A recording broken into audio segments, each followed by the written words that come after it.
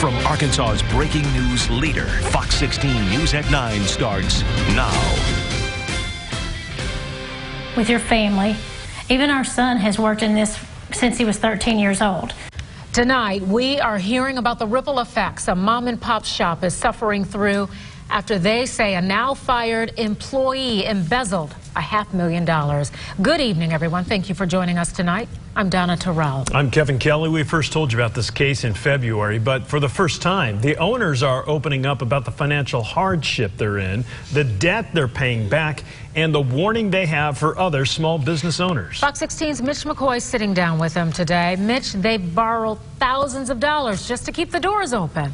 That's right, Kevin and Donna. They say business is steady and they're slowly climbing out of debt. We're learning tonight they took out several loans to try and keep the shop open, all while they say an employee was ripping them off.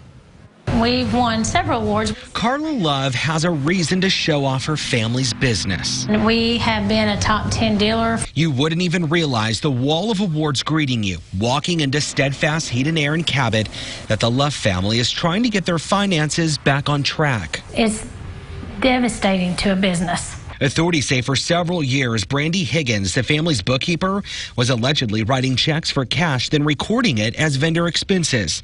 Love says during this time, finances were sinking. She and her husband had no idea why. Watching Mike age so much last year and just being sick because he couldn't figure out. Investigators believe around $500,000 had been stolen. Love says it nearly took them down 2 days before Thanksgiving last year.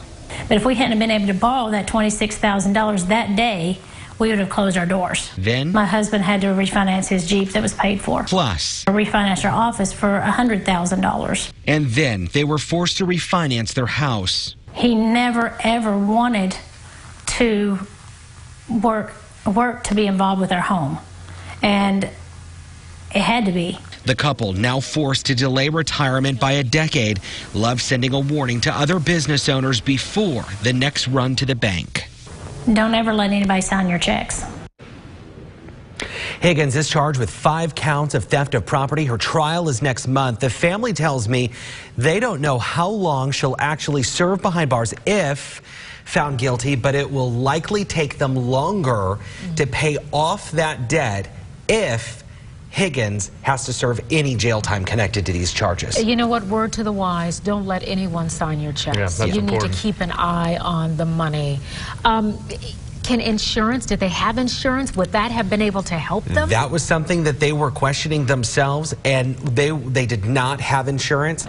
But they said in most cases, insurance policies will only cover up to $25,000 for employee theft. So she said, Mitch, I'd have better luck if you were to come in, take $10 or, $26, because that is a different policy case, but this was an employee that they were paying, so it's something completely different. Also something worth noting, obviously family mom and pop shop, their 13-year-old son who's been employed there since he was 13, now 29, was going to take over the family business. He now has doubt about even going down this road. Of course, after seeing this. Can't blame him. There's some strong and important messages in that story. Absolutely. That is true. Thank you, Mitch. Thanks. Turning now to a safety alert. A man with a history of stalking women will stay in prison this time after several women in Faulkner County reported having run-ins with him. Jeffrey Hergert had his parole revoked this week. The 44-year-old was convicted of a felony last year for harassing a woman in Conway. Recently, police responded to calls involving him several times, including at a gas station, where a teenage clerk says Hergert kept asking her on a date. He's also facing stalking charges in 3 other states. Now, weather to plan your day with Fox 16 Chief Meteorologist Jeff Baskin.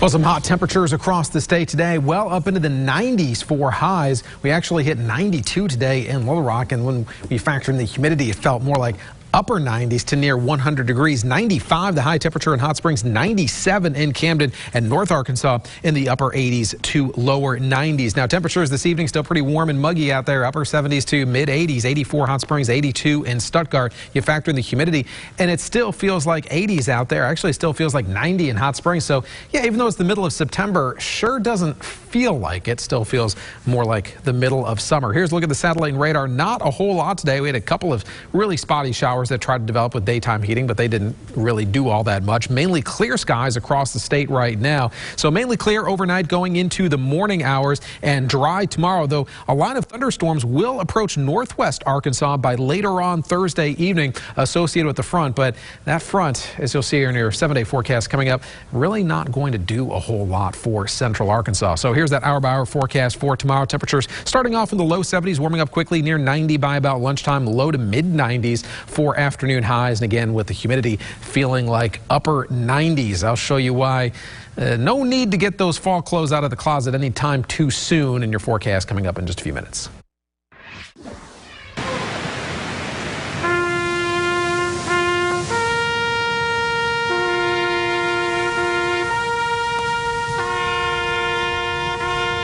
It has been 18 years since a series of coordinated attacks were committed by the Islamic terrorist group Al-Qaeda on American soil. That event known as 9/11.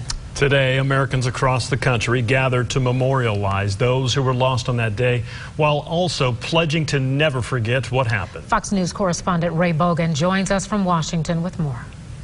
My heart is still broken, but I come down here so we could never forget. This morning in New York, those lost were remembered in a ceremony at the 9/11 Memorial in Lower Manhattan. The ceremony started at 8:46 a.m., the same time the first plane struck the World Trade Center in 2001. Those mourning their loved ones spoke of the importance of visiting the memorial and being able to grieve with others. And just seeing her all over gives me a lot of comfort. I gather with everyone else and we all mourn together for the same thing. They feel what I feel. President Trump spoke of his feelings on that day during remarks at the Pentagon Memorial. It was then that I realized the world was going to change, and it could never, ever be that innocent place that I thought it was. He also issued a new warning for terrorists around the globe. We will go wherever they are and use power the likes of which the United States has never used before. And I'm not even talking about nuclear power.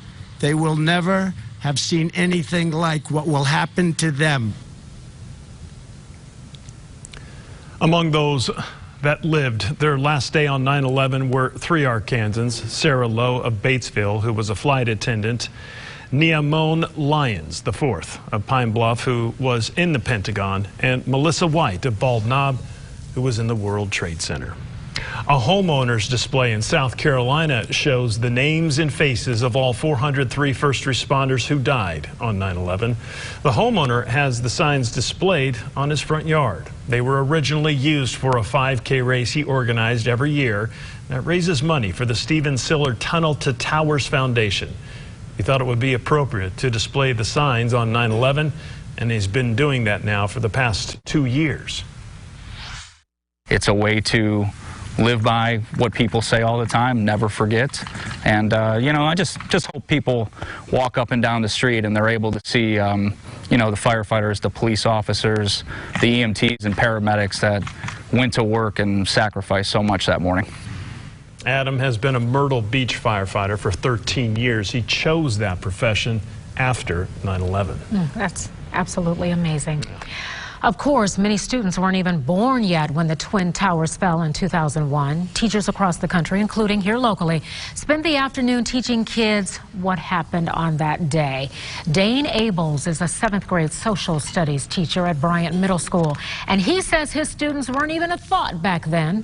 And that's exactly why Abels wants them to know how that day altered the course of history. And the fact is that they live in a nation that was changed by that before they were born. And a nation that was changed by that before they were born, they're now seeing the result of that, but never saw the change happen.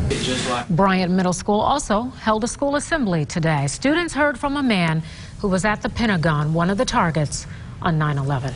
Of course, memorials happening all across the U.S. today as the country collectively remembers the events that unfolded on that day. For more various ceremonies held, just head to our website, fox16.com. A health alert this evening. The Arkansas Department of Health reporting new numbers tonight surrounding vaping-related illnesses. A spokesperson tells us 2 cases have been confirmed, 2 others are probable, and 4 cases are under investigation. No deaths in Arkansas have been reported despite several across the country. Last week, the CDC warned people to stop using e-cigarettes. Crime alert. Little Rock police need your help this evening finding a vehicle used in connection to a robbery at a Popeyes. Officers say a location on South University was robbed last month. They say the vehicle in question is a newer model red Chevy Camaro with a black rally stripe on the hood and chrome rims. Take a good look at the surveillance photo. According to police, the vehicle is known to be in the area of Reservoir Road. If you've seen this car or know where it might be, call police. Keep in mind you can remain anonymous. Prison officials might have saved some inmates' lives by stopping a huge amount of drugs from getting into a prison. They confiscated the dangerous drug K2 before inmates got to it. Fox 16's Tara Thomas spoke with the Department of Correction about how they made this discovery. Tara. That's right. The Arkansas Department of Corrections announced this week that a backpack full of dangerous contraband was found in a field where inmates work. They say it was dropped there to be smuggled in by a working inmate. In it, they found 1.4 pounds of K2, which is a synthetic marijuana. And while that may not sound like a lot, the communications director tells us that just the one drop could be enough for every person in the prison. In the last 2 years alone, K2 accounts for 39 prisoner deaths. It really isn't marijuana at all. You never know what is in it. It is mixed up usually like in China. It's got some sort of vegetable matter on it. They put chemicals on it. And the end result is K2 is, by and large, in many cases, a poison. It can kill you. So while this drop was significant, we're told that these drops are not out of the ordinary. In fact, guards are discovering them every week and sometimes daily. They say they're doing their very best to keep people who are incarcerated safe and alive. Back to you. All right, Tara. That's good to hear. Yeah. Well,